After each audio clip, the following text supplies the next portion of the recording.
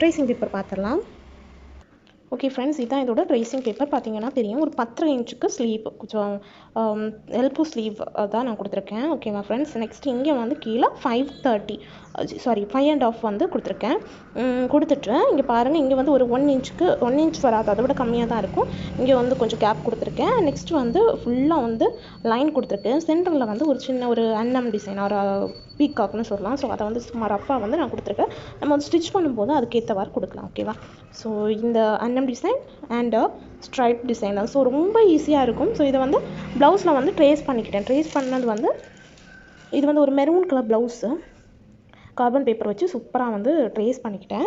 Next வந்து இதில் கீழே என்ன பண்ணியிருக்கோம் அப்படின்னா, ஒரு 4 லைன்ஸ்க்கு சரி த்ரெட்டு, நெக்ஸ்ட்டு சுகர் பீடு என்ன யூஸ் பண்ணேன் அப்படின்னா A* பீட் தான் யூஸ் பண்ணியிருக்கேன். பட்ஜெட் வந்து கொஞ்சம் கம்மியாக இருக்கும், ஸோ அதனால் A* பீட் தான் யூஸ் பண்ணியிருக்கேன்.